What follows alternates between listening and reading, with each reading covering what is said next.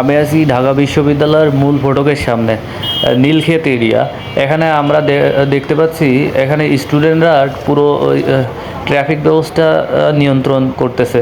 আসলে এখানে সমন্বয় করে কিছু স্টুডেন্টরা পুরো ঢাকা শহরেই আসলে ট্রাফিক ব্যবস্থাটা নিয়ন্ত্রণ করতেছে।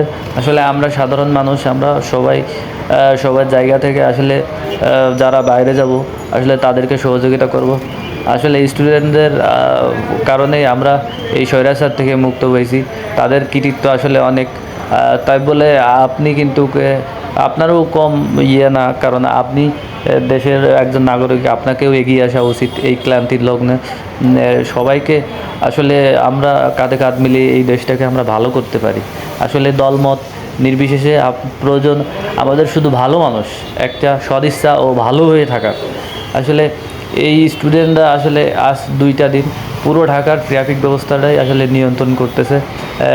এখানে আমি এসে দেখলাম পুরো ব্যবস্থাটা আসলে এত সুন্দর, তা সেটা বলার মতো না।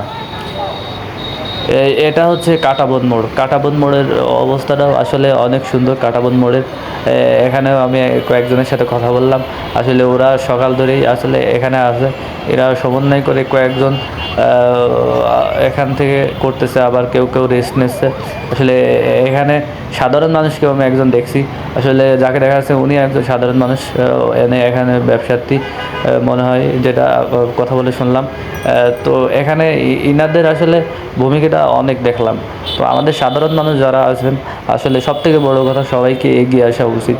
আমরা বাইরে যারা যাব আসলে ট্রাফিক ব্যবস্থাটা আমরা সবাই মেনে চলার চেষ্টা করব, কারণ তাদের আসলে আমি বাইরে যেটা বুঝতে পারছি, আসলে ট্রাফিক নিয়ন্ত্রণ করাটা আসলে অনেক কষ্টের কাজ। এটা পুলিশ যারা ট্রাফিক নিয়ন্ত্রণ করে, এটা আসলে হিমশিম খেয়ে যায়, এরকম একটা অবস্থা।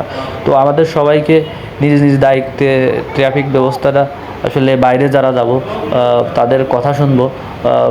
যখন কমান্ড না আসে, আসলে ট্রাফিক সিগন্যাল অমান্য করব না, তাদেরকে আমরা সহযোগিতা করি।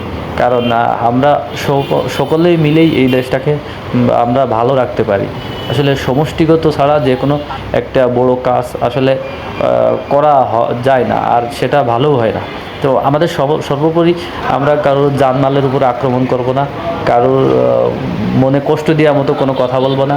আসলে যে আপনাকে কষ্ট দিয়েছে, আপনি ক্ষমার দৃষ্টিতে দেখুন, আপনি তাকে ক্ষমার দৃষ্টিতে তাকে মাফ করে দিন। আসলে তার প্রতি আক্রমণাত্মক হবেন না।